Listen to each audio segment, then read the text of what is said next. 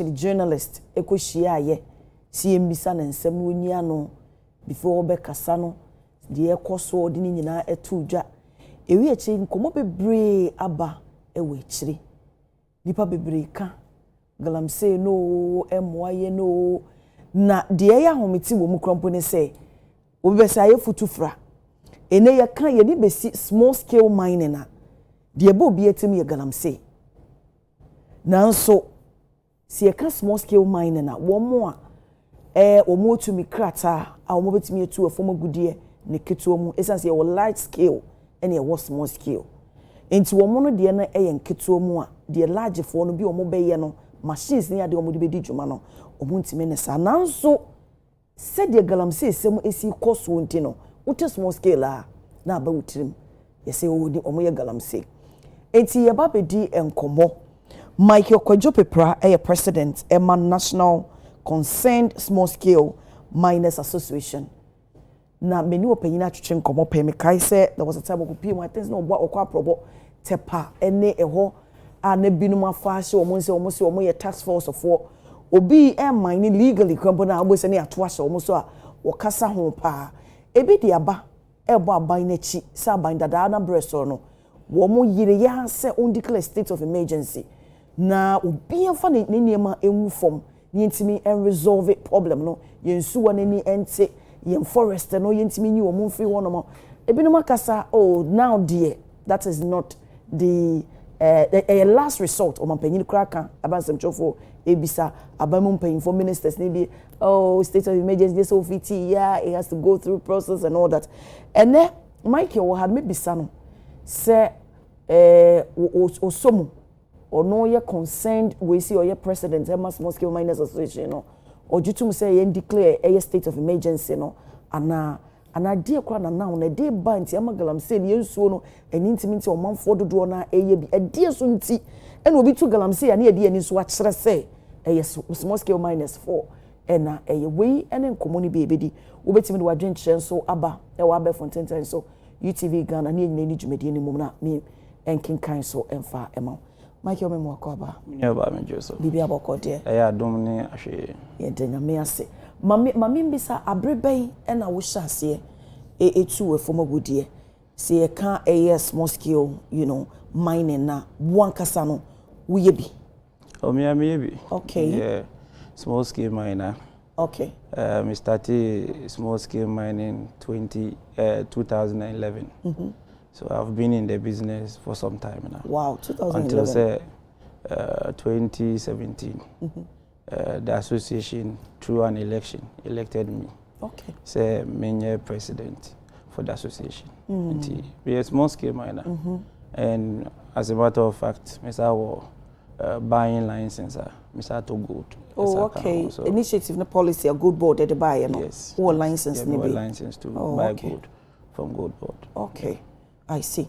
Now, you share the problem. Every hefa ene woni pay because galamsey die awo no for decades nomni ade. As of 2011, now utu efomagudi a wo die proper mining nankasa wo ye no. Na die ne ehu na ye common sir. I think say na nye common. In the sense we population there na. Now asesa. Okay. 1992 a day small scale mining. A be shembre mono. Population wise, those times now 12 million and they about 30 million. So at least it has evolved. Secondly, the methodology for use of the jumano and also no asesa.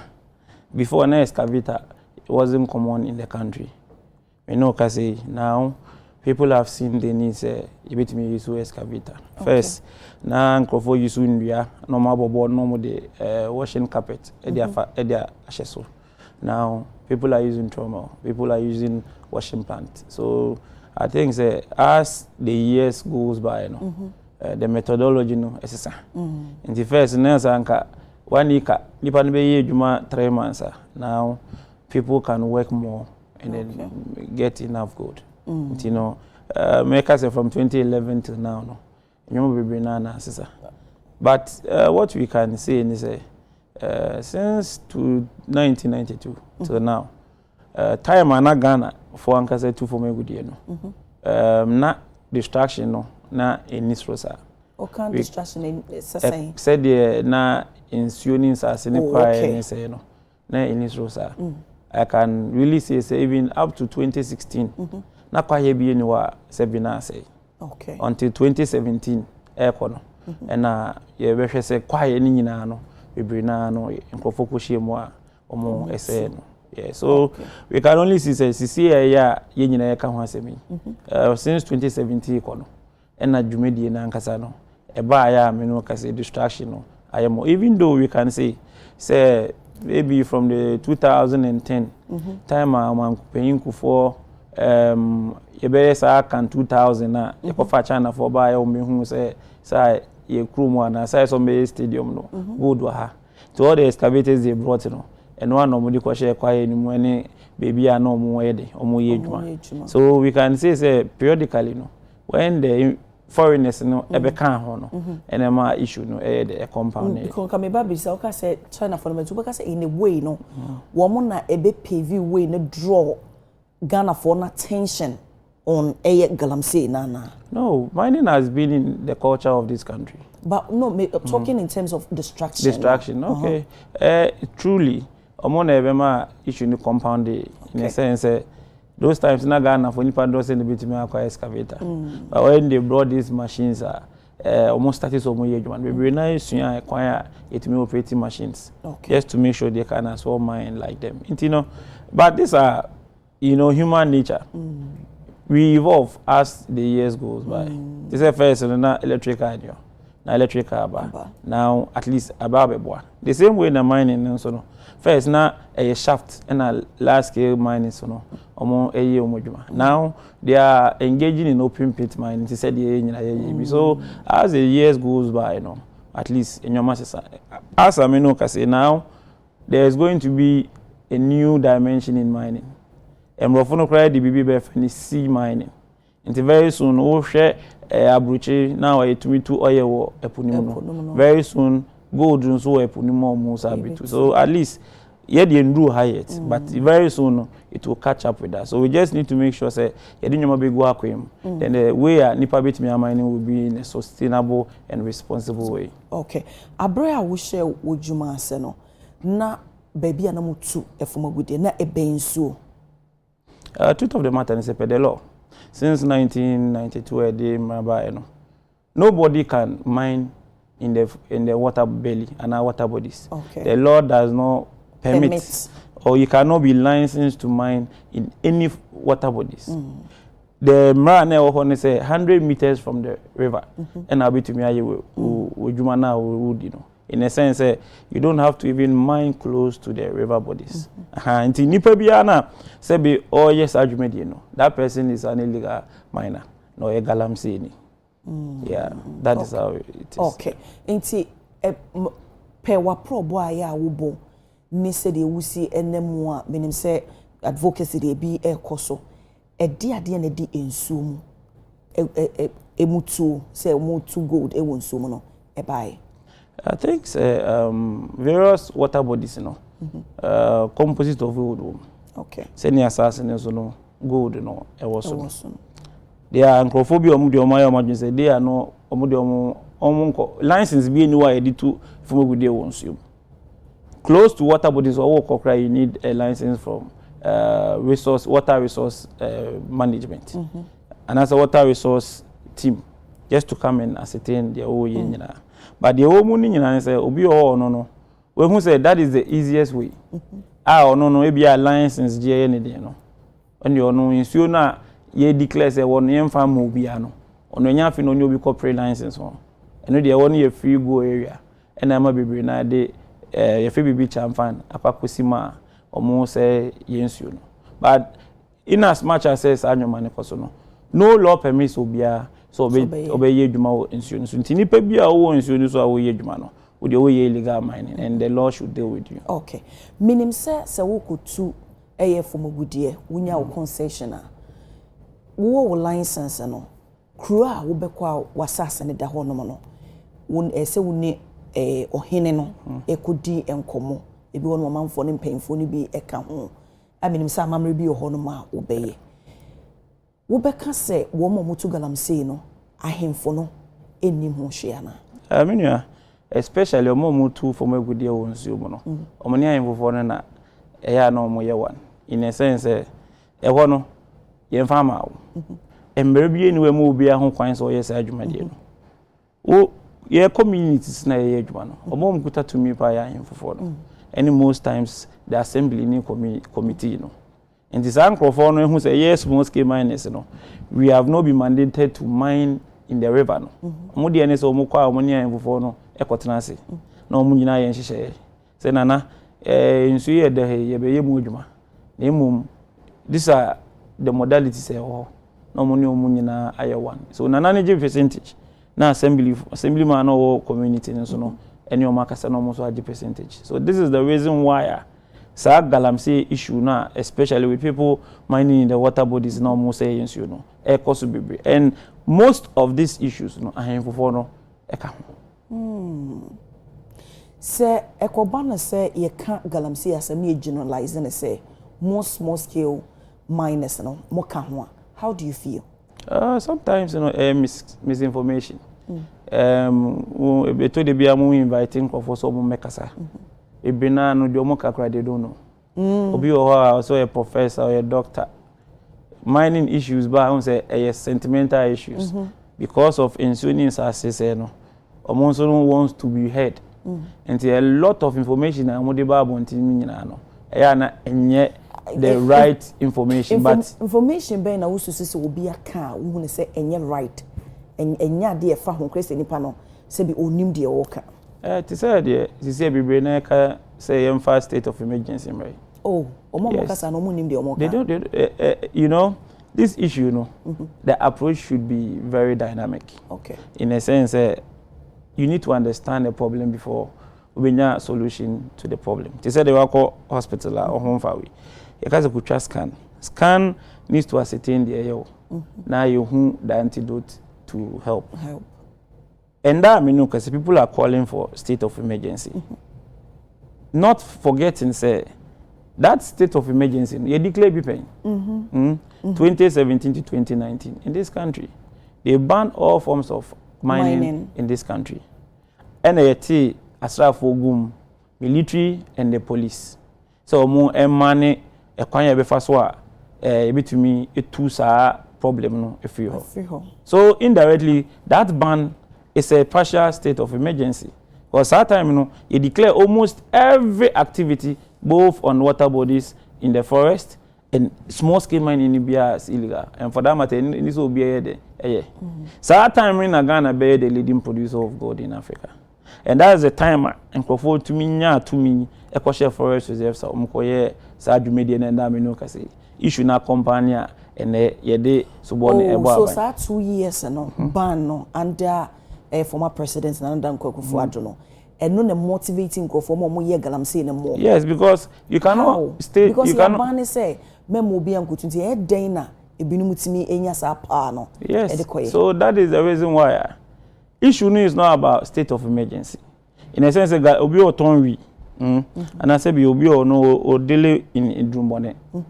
sa nipa na oye in drumbone no untimi ka say wa ban no because the law France on the oye the only thing is narcotics for in a be empower mo no match sanko for now mo in drumbone because law ne say so oye illegal miner e man nye den any windy so what do we do as a country we just need to enforce the existing laws it's okay say you declare a state of emergency it does not really resonate with what the law says because emrano ashekete say nipa bia say be over forest reserves small scale mining we don't work in forest reserves small scale mining we don't work in the water bodies inti nipa no ho na mining say China 15 years to 25 years other na emfa emrano in this ankrofo no na ebeka say be declare state of emergency as if say the monitoring yentimi so if you cannot do the monitoring now you cannot enforce the law now how do we declare a state of emergency? And as someone I'm going monitoring. But so we share abayako.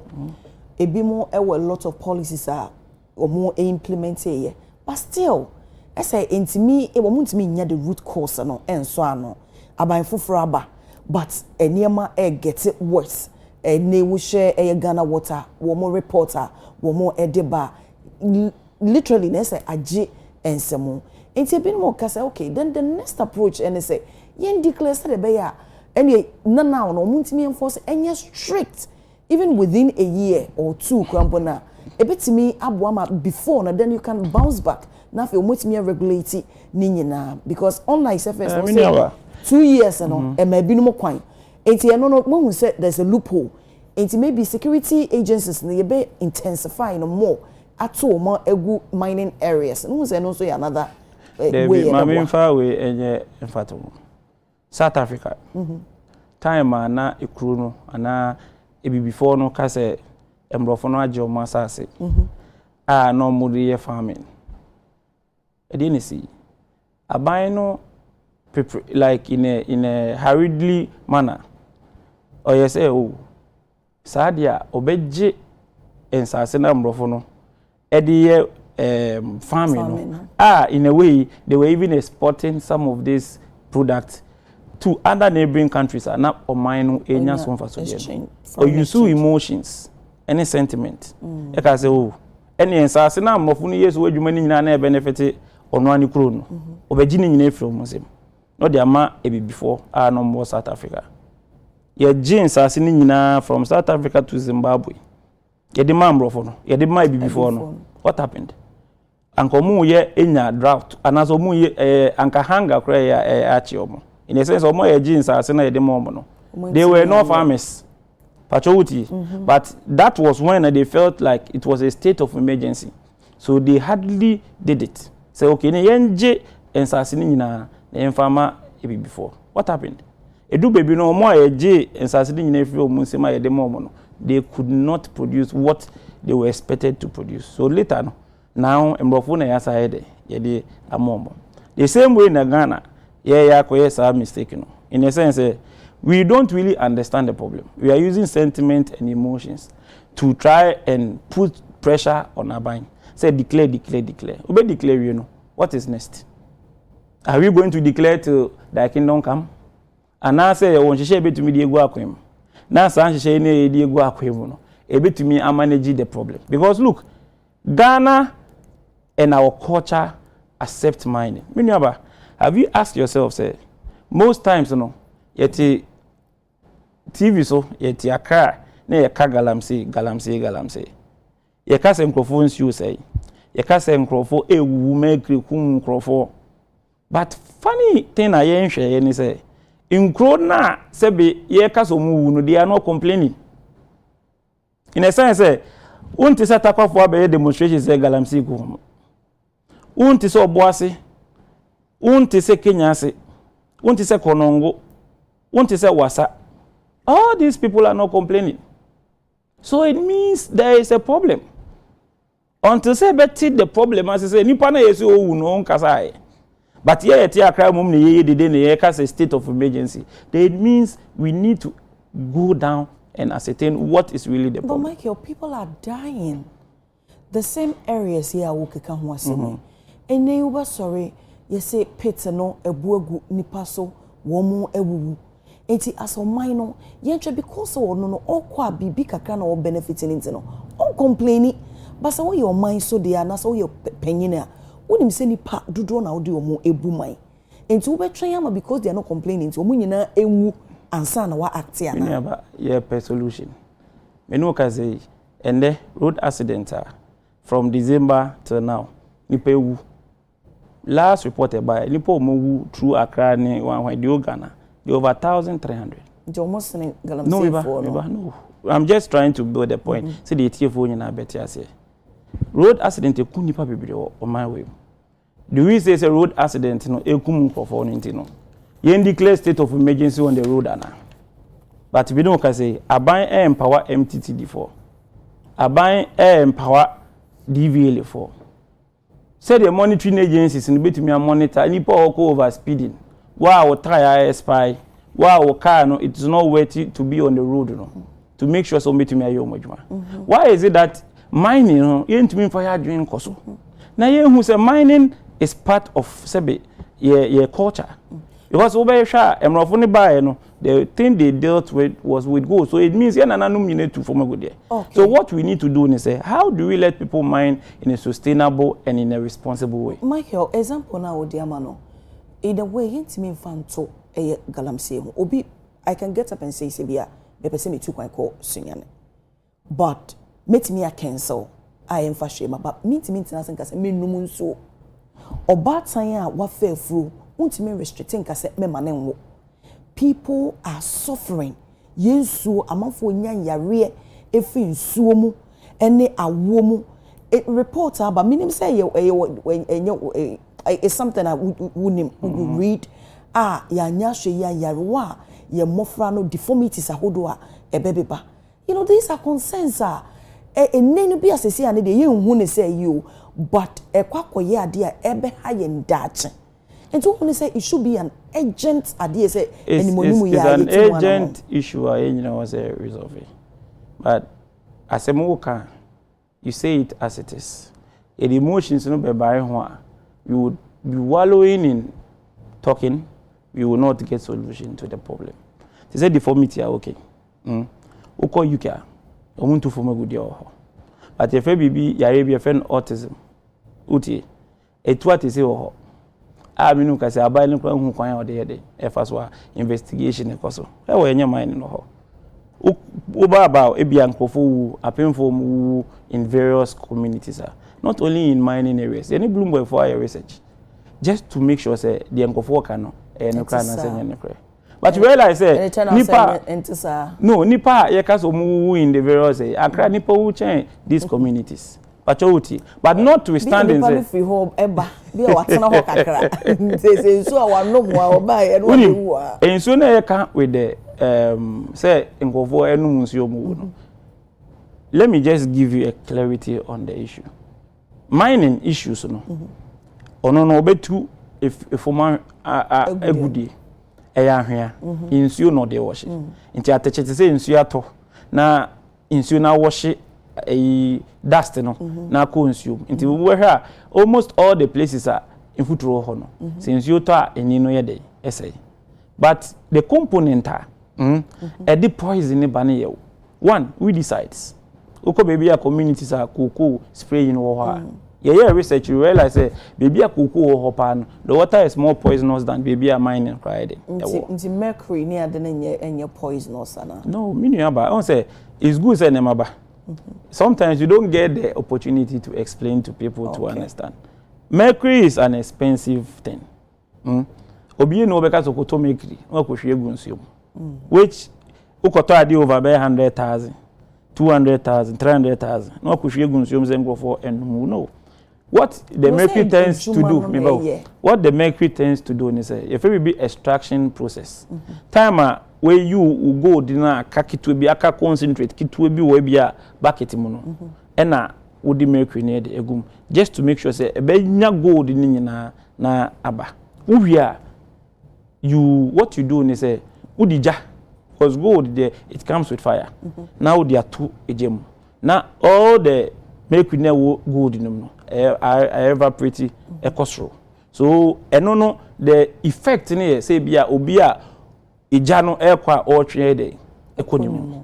But say obi di make kogunsium any the research we did was every component of soil contains mercury. Nipa kra no yet we contain mercury. Into opa ene ko laboratory. Like as opa say o ye mercury check in your system. They will tell you the component of mercury in you, whether it supersedes what you should contain or is below what you should contain. But it is our mercury now, you can be nice, and then you be your system no more. You were generated the research we did with Bloomberg. Okay, so the research we did with Bloomberg. And between us and we know, say it's not only mercury, so no more so. Rather, poisonous substances are our usually in answer so I can be boa. So it's not say be me no. This is why we should have an intellectual discussion. Yeah, the eka yeah, your home research and the eka. The same way so na will be better how no so be candidate. They said the eka say and sase containing metals and sase containing mercury. Every soil To make we need 2 as you. A minimum as say they to go there. Just that uko baby I say high grade, high low grade. Even mining crano, it happens. Uko baby out because gold never hano, ube brands wonya kitwebi. Baby so kwa wonya ni. So if we should even test your soil na your organ hana. We say baby what the concentrate of milk is high. Your baby a milk require higher than baby a 2 for me good day. These are things sometimes we can easily tell. But obi all casabia small scale miners for it used to make we cyanide, small scale miners we don't use cyanide. Large scale for because it's very expensive and you need certificates to bring it in this country. The only people who have the license to bring cyanide, large scale mining. But obi say almost chemicals no mo de ba no. Omu wie no omu use wie almost had the call mukromana. They dump it in various water bodies. But can't because of ABR or no. So that is where, because you can say state of emergency, it won't be just small scale. Galam says large scales. Nina kahomeboa. So because this is another concern, and also what raise here. Obi tenchia sabi lay person be an agent obi hu say oh large scale for no dey omo responsible mining omo dey omo use and also omo follow measures and all that, but there are certain things that omo yen so in a way no person ma work as so AD enya. So we need to understand as a country say now mining is part of your culture. What can we do to make sure say you made na mining no AD no e bit me di no kwampa so ne inchirima embre. Look, you call other countries. We've been to Canada, they mine. We've been to Australia, they mine. Even though it comes with distraction, they have been able to put things in order to make sure people mine in a responsible way. Okay. Ghana, your problem is about how we can enforce and monitor and make sure people will mine in a responsible way. My inside entry and question, kaka okay, we say we mine no. I mean, I can't get one na ye. Emma year e be intensify and e binom eyen illegally. Dear na asasa, e dear na Emma first no na mo mine mo ye no wo kwampa so e na nei enye kwampa so dear na asasa. Minia, you blame everybody. Government is minu you know.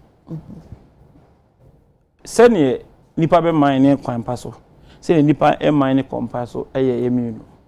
In a sense as a country to make sure the monitoring agencies na also mo hwe say nipa to for me good you know obetimi enya hode na waye ne dwuma nti sisi say minerals commission a handicap me no ka say EPA a handicap me no ka say water resource management a handicap not more handicap district assemblies ni na handicap now declare state of emergency have we solved the problem?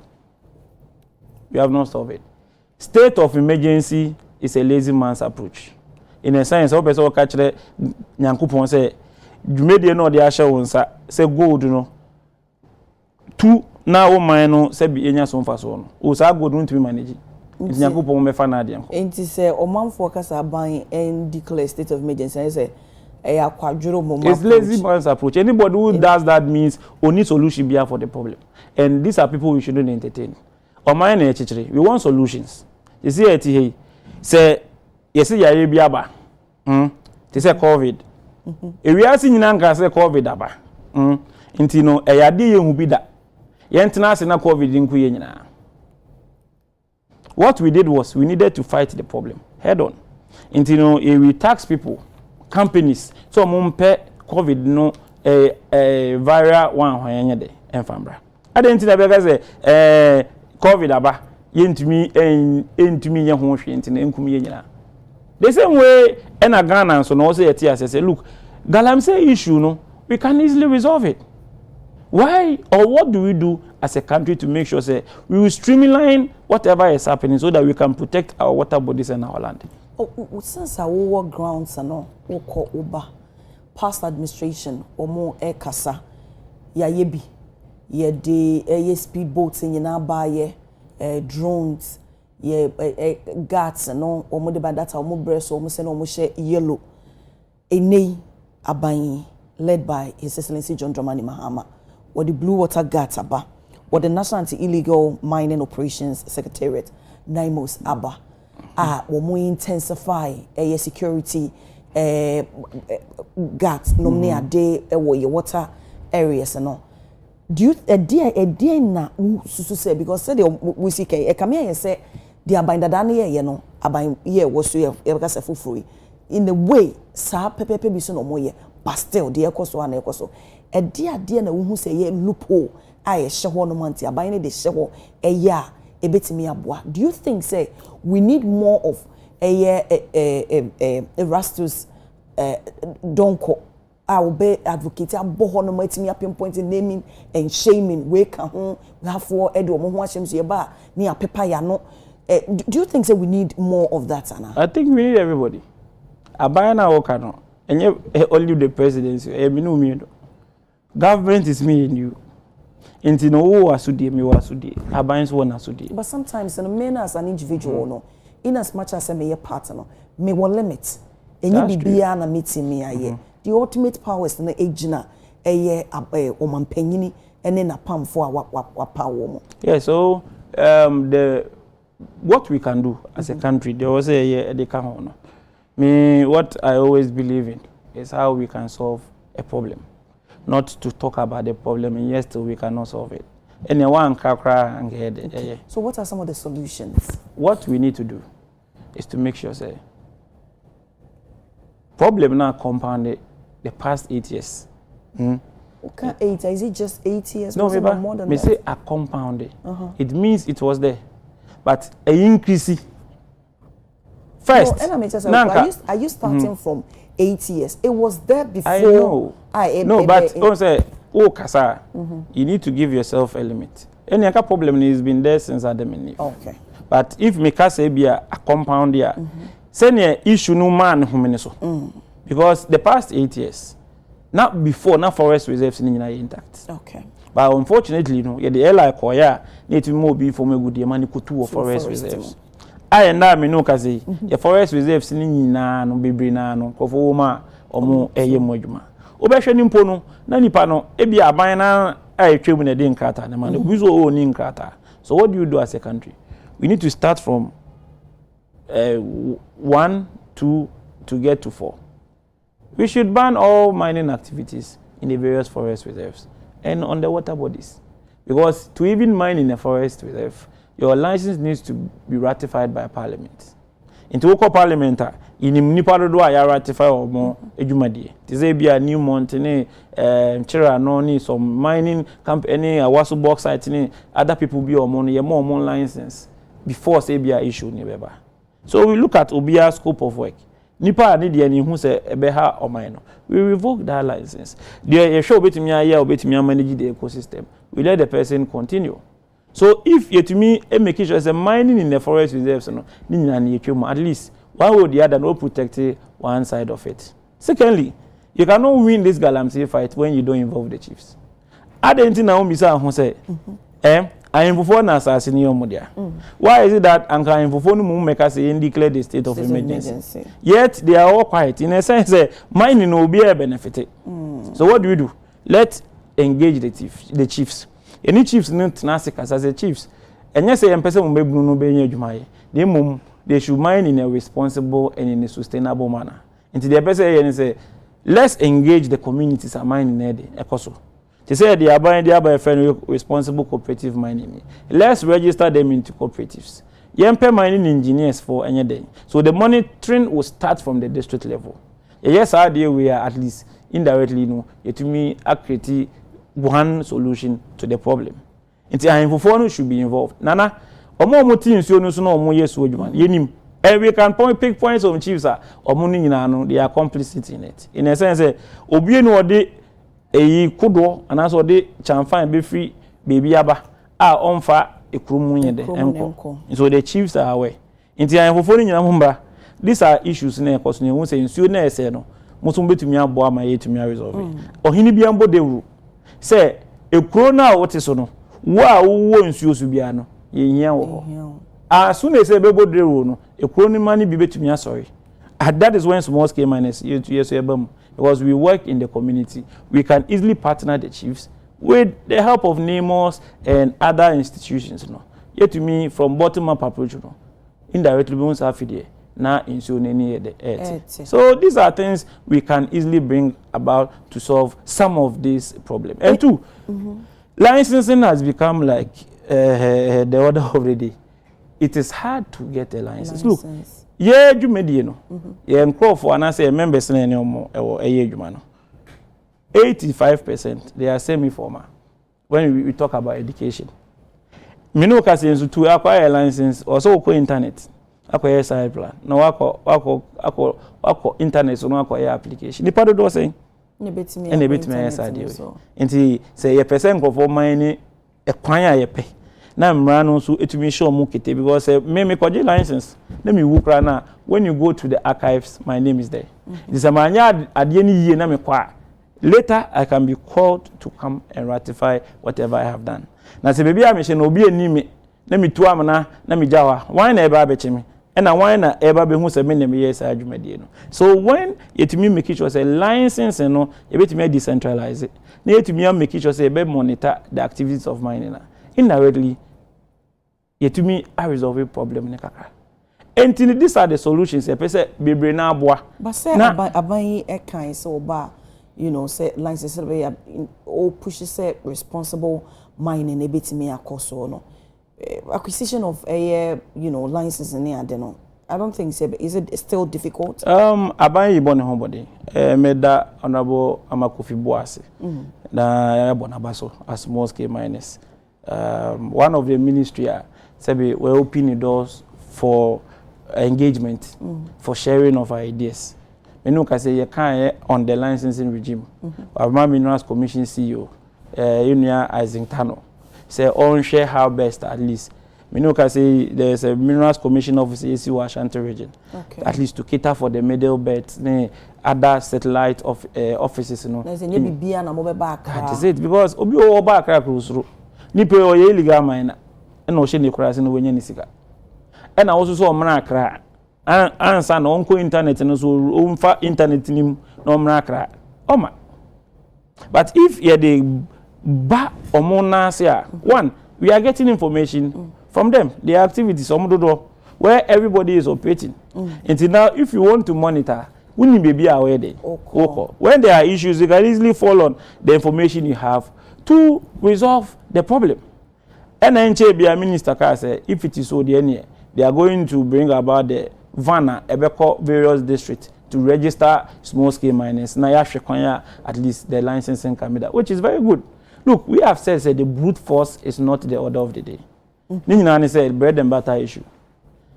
We will not get the political will to use brute force. In a sense, a kotua ba. So therefore, bet me aka some kota time profana. To me, because oje so obo or mine no buy no. Also, we bring so be winning election. Into that type of solution, no, a cosmetic. And then you are able to me a boy, I may to me resolve the issue. What we need to do is say, look, insurance as I said, you won't able to me and manage the problem. Now, or more, I am my boy for notice or more forest reserves, sir. A debiano, Sabi almost say a pie or more muti so. You are having a base in Shishan by then, I shine so also more move here or more yejuma. The reclamation about polluter peace. Maybe there. As a president, Makase, I don't support say buy makers of pay scaba abe reclaimers as bia. They should fall on us. Mo betimi. Yeah, betimi aye. Ye ni members ni bia o mu tutu nsa say o mo go. Na say then we also hear a lot of the services. So munni mo ade na mo report o. We have in a sense they said the okay so we are limited. You say limited. But what we are telling government is say any so pay scaba so obeka tam na so.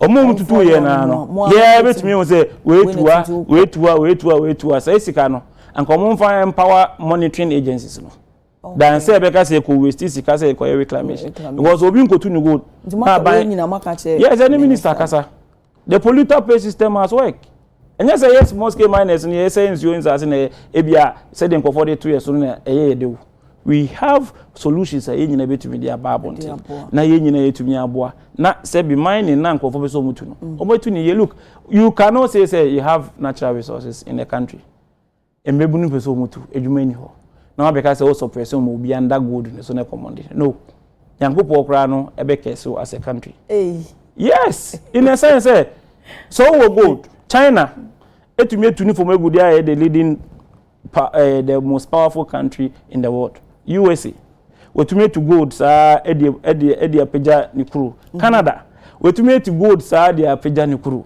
but wuti Australia we to gold sa na Ghana toso 6 then na me no kese eti radio so ka galam say asema but say onim say do mu see etu no omo distraction no enye heavy to say ye ha say wabobo we mu nyina omo tu ama but omo mining na so omo gold no omo tu no omo ye no in a responsible yes way. So so till they say they work abroad omo underground tunnel uti nipa na etina so dwen yo enye obi dey free no be build omo kro ne mo as a before baby not work over to be so chese ye the mrofuna ye omo timi develop omo man ye ntimi nye bia na ana ye adwene sebe endru omo de na ye ne omo nyina ne ko school. So the process of more fast, so yeah, I didn't never be mad. And another thing, they said they're walking. Yeah, kochiche champagne near Yashino. Champagne if you hear from the bagana. I wouldn't say, wouldn't be free. Me, pisa someone would mean a champagne company. What is it? Say company be a champagne. And if I hand them, a free port never, they are duty. What I say? Me na bibisa ma wankasa wayi ma no. Nso ni asan kwa di ntini ya allow. Ye nim say the bar. Ye the ultimate thing e ba be ye. So let me give you an insight in the champagne. Ukon offer. The same machine na di papa no. And one dey say boni. Plowing machines are almost used. They use the champagne engines. Champagne engine me back na bi we kira. Baby on pompe. Yes, say ba ho na mo hwehwe. Me ba baby e pompe tire no. Sa engine e champagne engine. Uti. Uko baby a ye mele a bruni one. They use the champagne engine. So that same champagne engine said they use to form a good deal once you. In two cases, all banning outright is a lazy man's approach. That is why I make us say the monetary should start from the bottom, from the communities. Now at least we will pick that from involve him for no matter. Mama wo enhome so mama nko Patrick Donchebi ehonomo on the commander man National Small Scale Miners Association Task Force or da na just a commander odi na ene ye ka galamse no mse oh omo mutu efo gudie e won bone so no hwe no ma ame wo mo ho papa yi ye obi a ye bonituo out of that I will fight against ora don chebi what me nka me mo wa chen e ba Adekye Nsroma so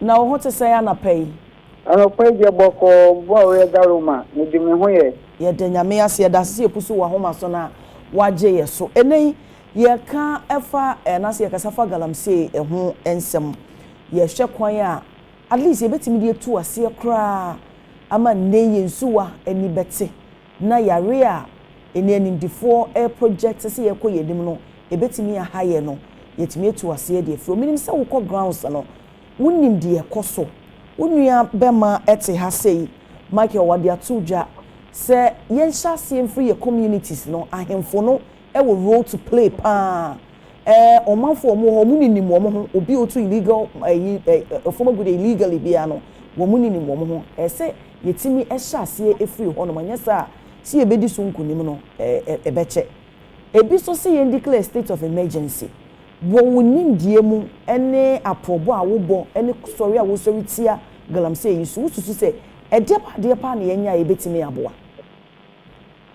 nda wanu ase no kre na mechia wachifo nyina ne wahwefo nyina ene mempanyimfo small scale mining task force ena o my munyi nyina ame ka media family de o ka no no kre se pese ye ku galamse a se de o start se ahemfo omudi mutitima me a me shebush a me nim se ye ne ahemfo no ye baako a na community no ye baako a ye betimi atu ase na ye betimi abra no ase se de me pese me kire ne se small scale mining no different from illegal mining. The amount for NCS. If you are say a guy ahemfono ama man ye players ni bia omo na achiche nkrofo na omo de atena omo mpeso so a omo ye nsuo no no credit wo ho a wo say ye ka okay ahemfono edi mu bi ache asase wo wura na say ye ba na wa ma wa twa ba bia mo omo masjid ben tent kiosk na omo ko esoro ko buit eba na che say ye kan mo amu say so na wo ohene na wo ka ho bi entiye as a task force kaka metimi aka ne say aban edi hihye bi aba small scale mining ani age ye foaso ne task force awate eye 9 months omo akira de ma ye hu say okuo na eba no institutional eba no omo ba beboa ama yakon against illegal mining nti enimdie kakra yewo a ye betimi de abo 9 months na ye di o machi na ya abo omo ene nhwehwemu no kakra no ye as a task force ye de beboa omo say the mining atu atese no ya mboa omo a ne ko be den ye na yewo empomu ho ansa na omo ba enti ebe support omo ewo akwanya nyina emmo bi omo free small scale mining ho ye de be ma omo okay mami bisa say de ewunua ne ka ye ne ka say ahemfo no eni omanfo no ehonom pa na yen hyase emfiri no mami bisa o say the biggest challenge pa de ade so na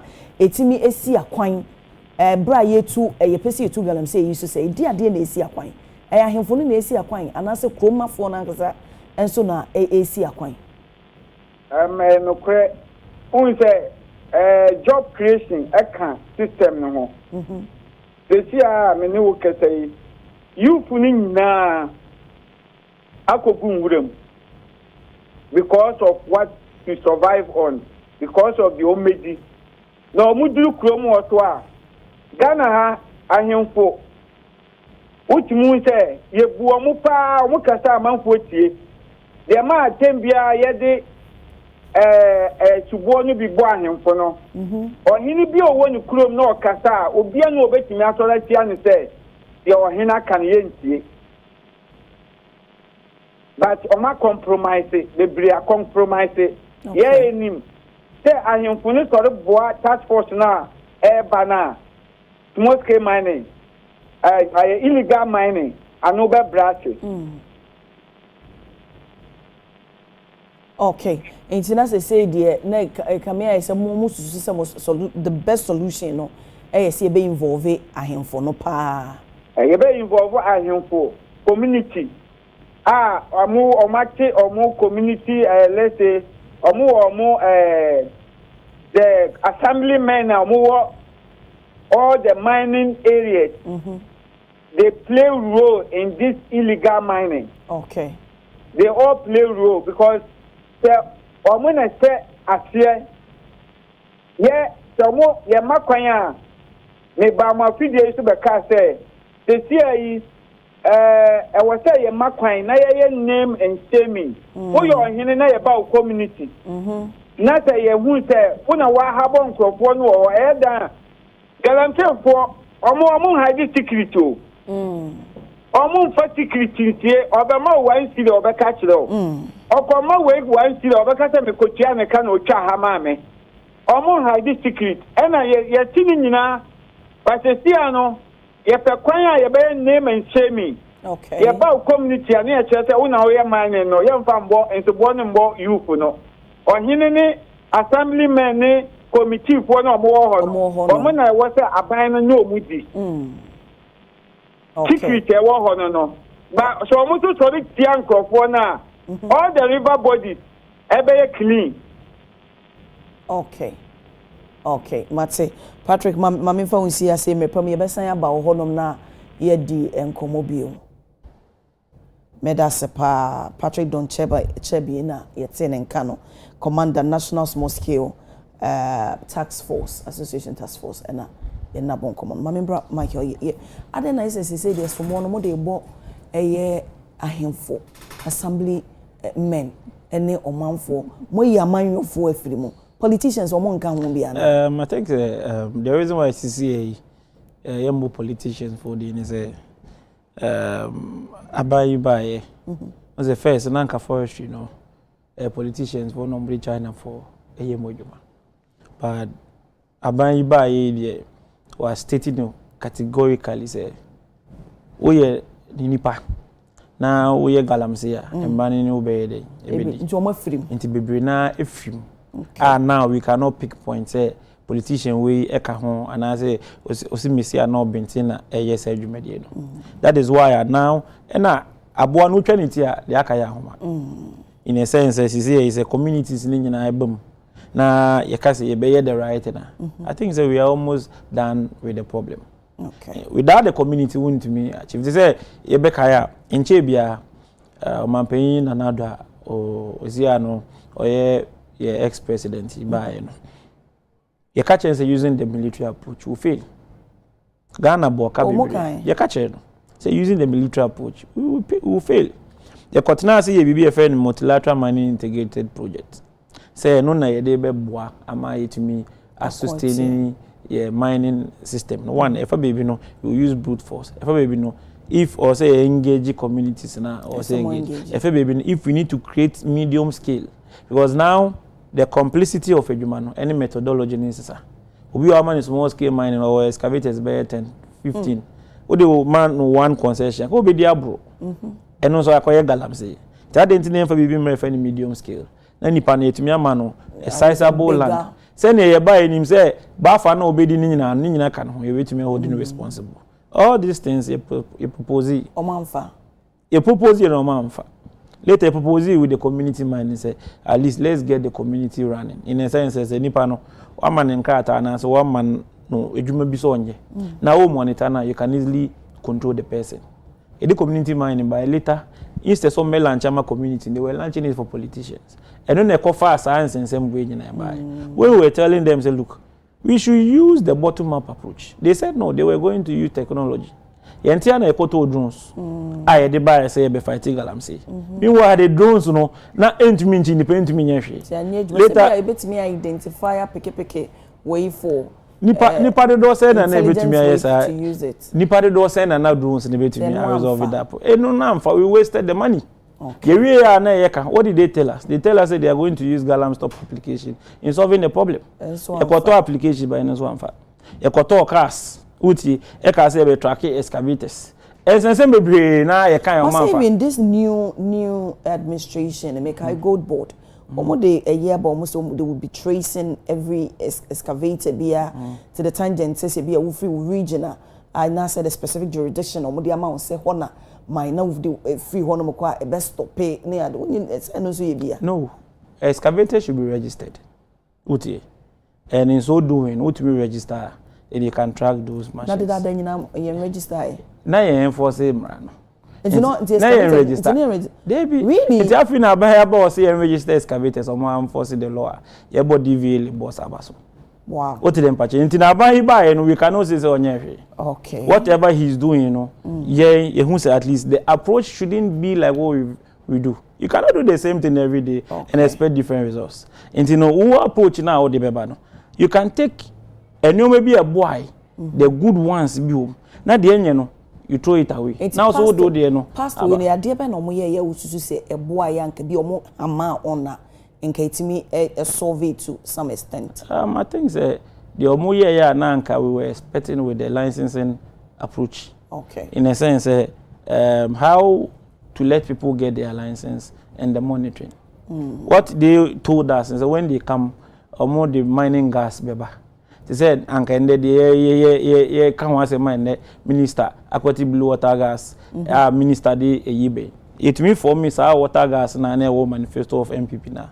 Oh, sorry, mining gas na, and indirectly they will be self-policing. Self policing is better. This is what GBL, Ghana Bar Association, right? Omo tax force. When issues comes with lawyers and other things, they sit down to resolve it. In mine, we can have something like that being designed specifically for omo etufomo good. That is it. Right thing. Yes, and to say 9 months about it is good in a sense. It's under the Lands and Natural Resource Ministry. Okay. In Tibiba, we can hold them responsible. But a buyer, no, so make a fair interministerial committee again, and no office in here different. Nipa be tu nana obi pe to me, we kawi, and a cover science and same thing in there. But Ghana, one thing I'm busy obi at and say, mining is part of our culture. Secondly, we cannot survive as a country without mining. Okay. Never. Phones kuta wa menu kasi it's true mining no. Unim sa de. Lithium, gold, ene she we ma, ene silver, ene de aye phones amenu mi ne kasi. Edan ya yetimu. True mining. Clinker ye de cement. Oko ti say yi la teside wo bibia. Oko no mu to clinker na ti say ye mining na. Ye digi asase bubu blast. The area ye de cement. Ya toa man crofo omudi esidai. Sand mining. They say I'm here, you didn't mix cement. You really say no, you're mining the area. You two for more good and you go two from here, and you'll be sidai. Okay, into a part of mining. Shall we? Come. A part of mining. Into we as Nipa, it is part of mining. No, so good that one say. Yes, meaning a part of mining. Into the best thing about me, and they say, what can we do to make sure say mining na ye two or my way mono? Sabi eso instance and so no en high in chimba. But me, I will never support say yes yemfa emergency declaration imra. That is a lazy man's approach. Because what catch Nyankupo say nyansa odi ama no ye ntumi solve ntino yempeja yensa. And how long can we sustain this state of emergency? Okay, kojo ye brena so ntimi pese ye de isi ase na empanyfo o show to no disema e twato a wo de ebema wo na wa me ye hu ne se state of emergency ne de enya de esese ye kakora emamote afei ye generalize say ye fast small scale mine na de ani sise mu na mo ye illegal mine na so no wa me ate no kra bi asa enimu wa cheche ye ahemfo no ene o manfo asam de me ye nyina ye nka emom ye de ani kire honom na eno ebetime aboa nti what we can say is aban born homode and ye de be kan kre aban by 8 months to 9 months boni issue near compounding that. Okay. Inti so the nation ba let's not push him to make mistakes say be ye no. Okay. No. Ye nhwe kwa ye be fa so ye nyina collective because who the solution ba na ye nyina to me resolve the problem. At least one, we've created employment for Nipo Besoye mine. Okay. Secondly, we've been able to protect our lands and our water bodies. Inti the able to me akale say small scale mine and be a utie me so no. If we be self policing. So ye wadwuma no be ye the answer name fata at least make sure say sa nipa no be stop no. Okay. Yeah say ya te yanka say hu agum say beboa especially one with information to name us. 2 to make sure so more ewo communities na omo eye adwuma na omo sense no. Yes so no as citizenry duties ebetumi ahwe na ye aboa nemos na omo so yi sankofo ne nyina mfio. Okay. Yo, Mamena was Michael Kwajo Pepra, president, Emma National Consent Small Scale Miners Association, Meneno, Achuchi, and Community Misre, in Naya Nanoma him for Nananom. Yes, Remuai. Mema yen prene ni die mu en koyese nipa ba kofobi ade a wobenya de ne botom ho no wodwene yen dwene o man muni nyina na yen nyina yen kamo mentimi yentu galamse yi esosa na abaya famudi a esese woye Michael Etihase wo se kwan o mbefa so enya license no nipa no so woye no illegally krampo no na wo kire ne se license na tu no kwampa so man ncheche na wo hold nipa no responsible if that is the approach you use ebeboa mama yenye ne saa na ahon hareso yentimi entu ase no my Ghana yen sase ne yensu ene yen kwaye no emfa ne temapa emfra uguso a ehye Adekye Nsroma eda ye ho ye ba abedwafo aye krade ba bedi Ghana ho nkomko ba bia ye ba sisia